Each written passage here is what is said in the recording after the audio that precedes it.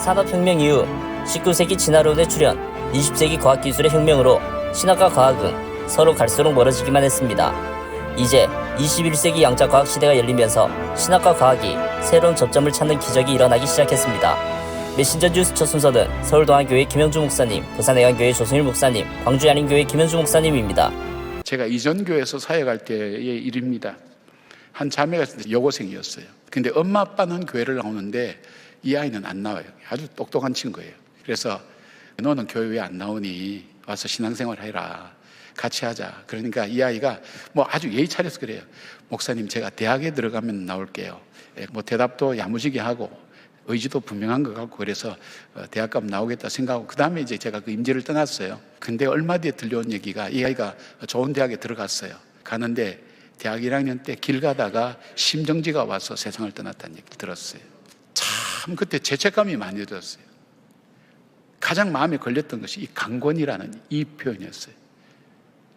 내가 설득력 있게, 끈질기게 그때 이 복음을 전했더라면, 이 아이가 만약에 하나님 심판대 앞에 서서 그때 목사님이 하나님 말씀대로 강권하였다면 제가 구원을 받지 않았을까요? 이렇게 이야기를 한다면 저는 할 말이 없는 겁니다.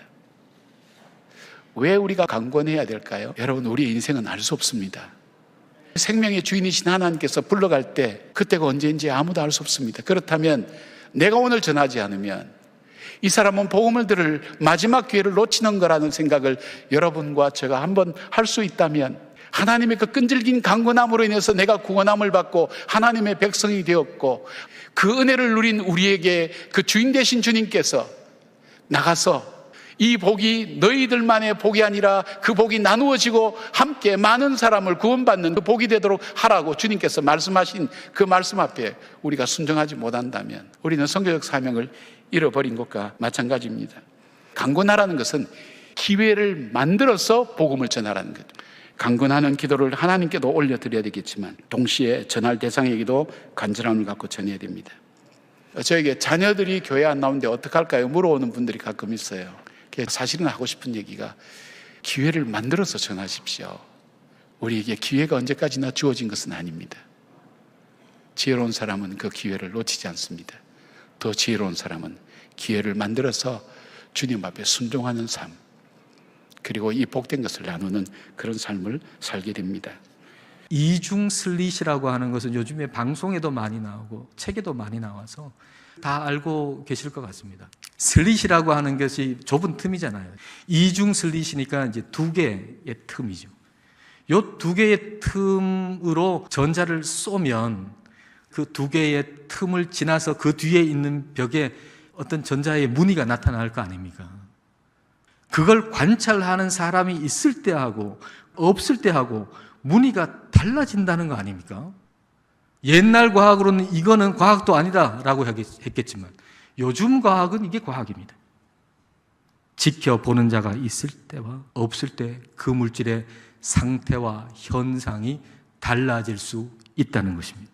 그렇다면 여러분 생각해 보세요. 창조주이신 주님께서 지켜보실 때와 지켜보시지 않을 때가 달라질 수 있다는 게 비과학적입니까? 예수님께서 지켜보시지 않을 때는 오병이어지만은 우리 주님께서 지켜보실 때는 그것의 5,000배, 10,000배, 20,000배가 될 수 있는 겁니다. 여러분, 사람도 임재에 있으면 물질이 바뀐대요. 그게 과학이래요. 그렇다면 창조주 하나님이 임재할 때 기적이 일어나는 것은 당연한 일 아니겠습니까? 보잘것없어 보이는 그 오병이어 손에 들고 우리 예수님께서 하늘을 우러러서 감사 기도하신 것을 우리가 날마다 기억하면서 여기 하나님이 임재하신다는 것을 의식하며 날마다 감사할 때 우리의 일상의 삶에서 기적이 일어날 것입니다. 여러분에게 기적이 필요합니까? 그렇다면 먼저 감사하십시오.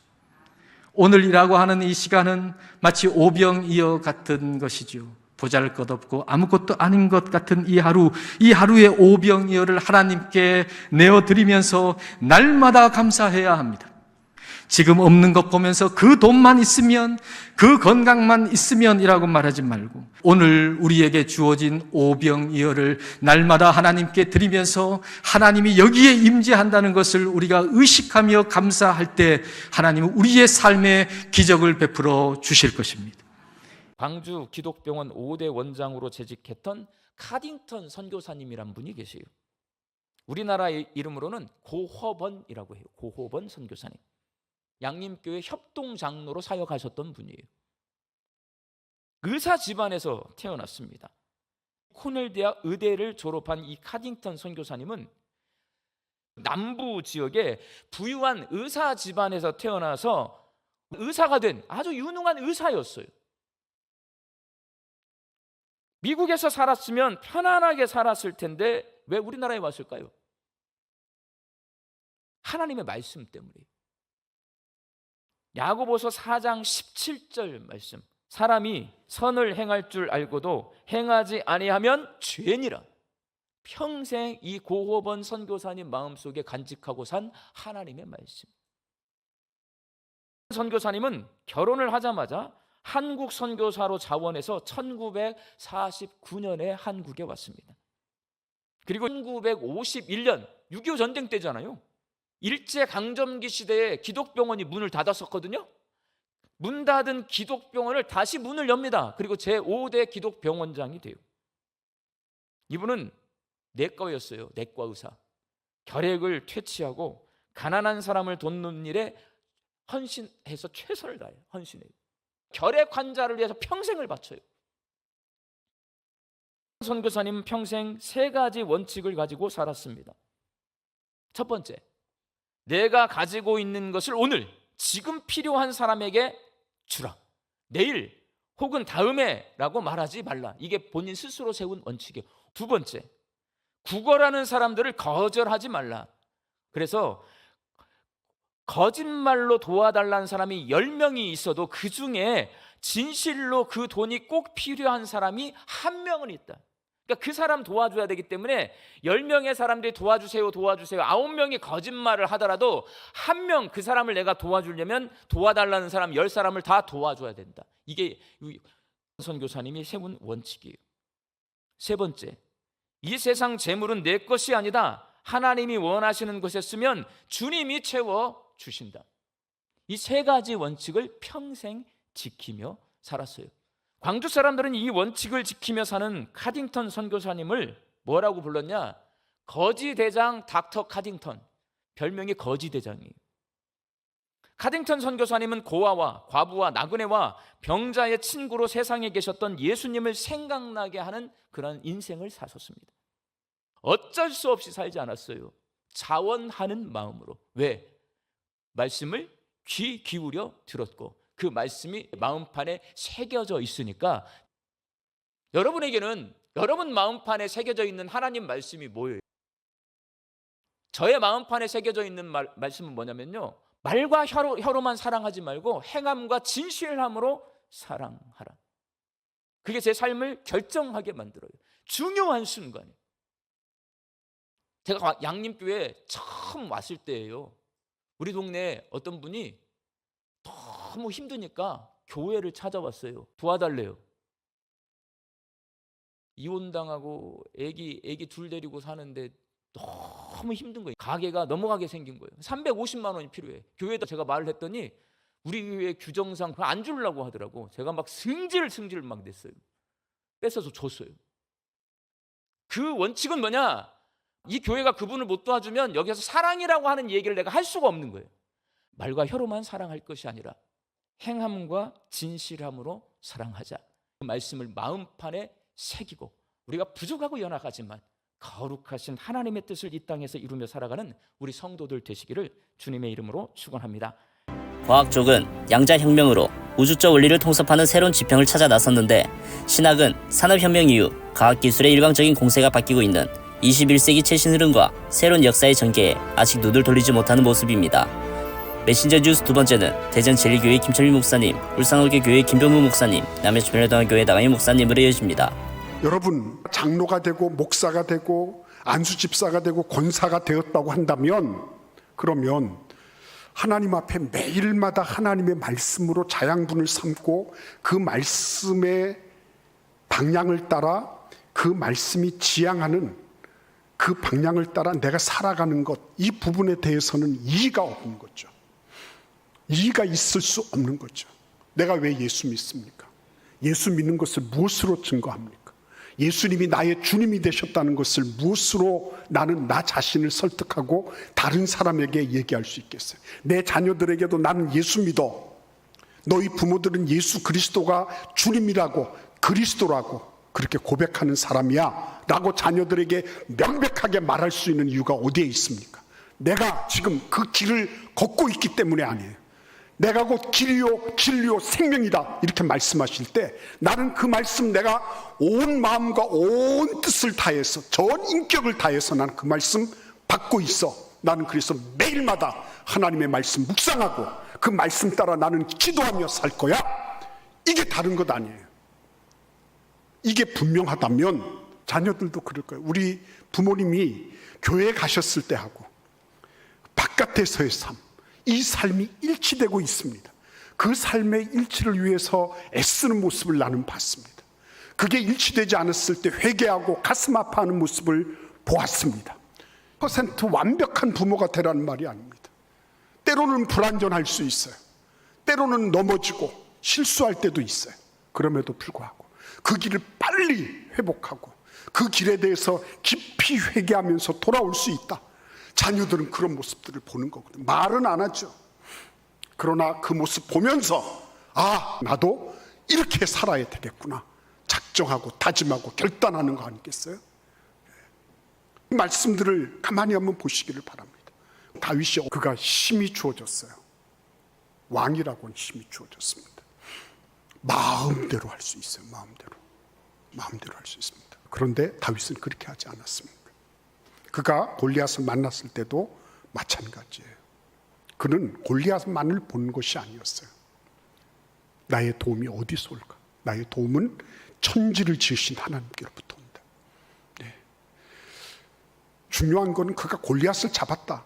이런 게 중요한 게 아니에요. 그 너머에 계시는 하나님을 보았기 때문에 골리앗에게도 주눅들지 않았다 하는 것입니다. 여러분 한번 생각해 보십시오. 지금 내가 이 자리에 믿음의 성도가 되기까지 얼마나 많은 사람들이 눈물로 기도했고 희생과 섬김의 시간들이 있었냐 하는 것을 한번 생각해 보십시오. 우리에게 복음을 전하기 위해서 이국 땅에 와서 눈물로 기도하며 생명을 들이며 순교한 선교사들이 얼마나 많은지 모릅니다.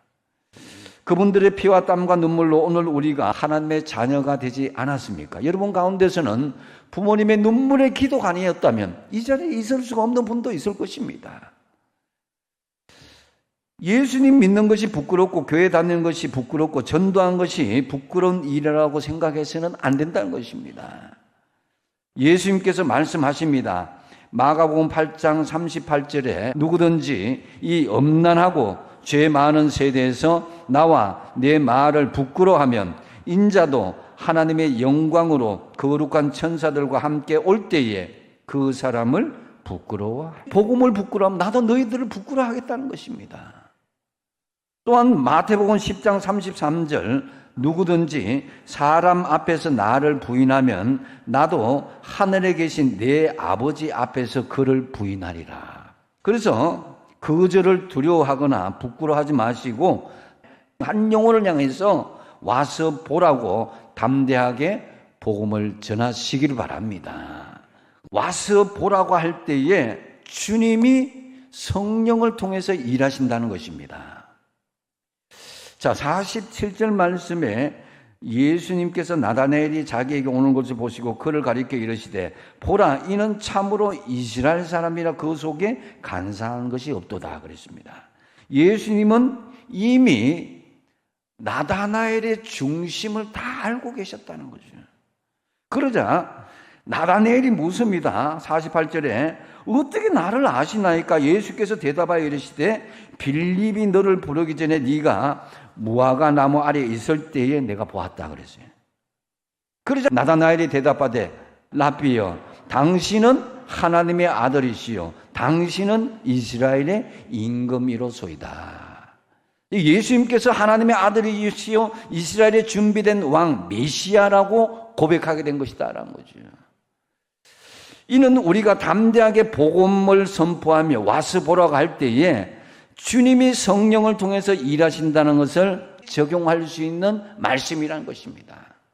우리의 일거수일투족 다 아시고 우리의 중심을 아신다는 것은 주님이 성령과 함께 일하신다는 것을 보여주신 것이다라는 거죠.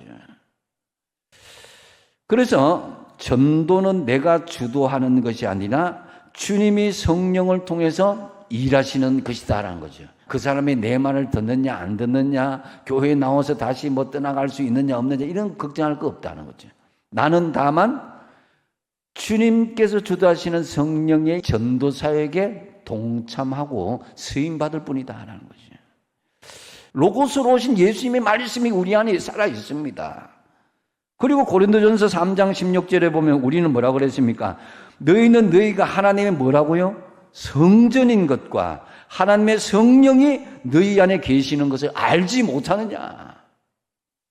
즉 전도는 말씀으로 거하시는 예수님을 성령의 능력에 의지하여서 우리가 전달하는 것이다라는 거죠.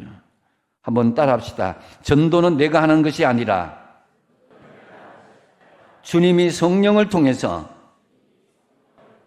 일하시는 것이다. 미국에서 그런 조사를 한 적이 있다고 합니다. 1000명의 일반인들에게 아주 유명한 사람들의 명단을 주면서 죽어서 천국에 갈 것 같은 유명인을 뽑아보라고 했답니다. 결과는 79%의 사람들이 마더 테레사는 죽어서 천국에 갔을 것 같다고 대답했답니다. 그 다음으로 65%가 농구 선수인 마이클 조던이 천국에 갈 것이다 이렇게 뽑았고 60%가 다이애나 왕세자비가 천국에 갈 것이다. 재미있고 의외의 결과죠. 죽어서 천국에 갈 것 같은 인물이 누구냐라는 질문에 무려 87%의 압도적인 1위를 한 인물이 있습니다. 바로 자기 자신이었다고 합니다. 인간은 누구나 자기 자신을 천국에 못 들어갈 만한 사람으로 보지 않는다는 것입니다. 하나님, 저는 아무리 봐도 하나님의 천국에 들어갈 자격이 없습니다. 저에게 은혜를 베풀어 주십시오. 간절하고 절박하게 하나님 앞에 무릎을 꿇는 것이 아니라 교회도 다녔고 헌금도 했고 봉사도 했고 그래도 좀 착한 일도 했고 법 없이도 나는 살 사람이고 그런데 나를 안 들여보내죠. 여러분, 이것이 인간이고 이것이 저와 여러분인 것입니다. 우리 안에 이 교만이 깨지지 않으면 은혜나 기적 이런 것은 있을 수가 없는 것입니다. 내가 정말 노력하고 피땀 흘려서 이루어 놓은 그 모든 것, 하나님이 지혜, 재능, 건강 주셔서 그렇게 된 것입니다. 하나님의 은혜입니다. 근데 그게 하나님의 은혜가 아니라 내가 한 거라고, 내 인생의 주인은 나라고 주장하면서 살면 결국 우리 입에서 어딜 감히 소리가 튀어나오는 겁니다. 여러분, 그런 마음으로 내 인생 내 마음대로 살면 좋을 것 같지만 우리는 우리의 인생을 책임질 수 없는 유한한 존재들입니다. 우리 옆 사람들과의 관계 속에서도 어딜 감히 라며 살지 말고 당신이 있어서 감사합니다. 당신 덕분에 내가 이렇게 삽니다. 그렇게 해보실 수 있기를 바랍니다. 하나님의 치유와 회복이 우리의 삶 속에, 우리의 관계 속에 일어나게 될 것입니다. 21세기 현대를 살아가는 참된 크리스찬이라면 하나님의 창조 원리와 피조 세계에 대한 최신 이해를 바탕으로 창조주 하나님에 대한 경외감을 키울 때 신앙도 성숙해질 것입니다. 메신저 뉴스 마무리는 부산 진교회 신충우 목사님, 부상서교회 나혜천 목사님으로 이어집니다. 유럽의 한 대학에서 종교학 과목 시험을 보고 있는 중이었습니다. 그날 기말 시험 문제로 나온 것은 요한복음 2장에 나오는 혼인잔치 비유의 영적 종교적 의미를 기술하시오 라는 것이었습니다. 모두들 시험지를 받아들고서 나름대로의 답안을 열심히 작성하고 있었습니다. 그런데 유독 한 학생만이 시험이 끝날 때까지 답은 적지 않고 시험지만 골똘히 바라보고 있는 것이었습니다. 감독관이 보다 못해서 학생, 뭐라도 아는 것이 있으면 조금이라도 적어보게 라고 재촉을 합니다. 이 청년은 겨우 한 줄을 적어놓고 나갔습니다. 채점을 하다가 보니 커다란 시험지에 짤막한 한 줄의 글이 적혀 있는 답지를 보게 되었습니다. 한참을 바라보던 종교학 교수님은 이 학생의 답안지에 A+라고 하는 최고 점수를 주게 됩니다.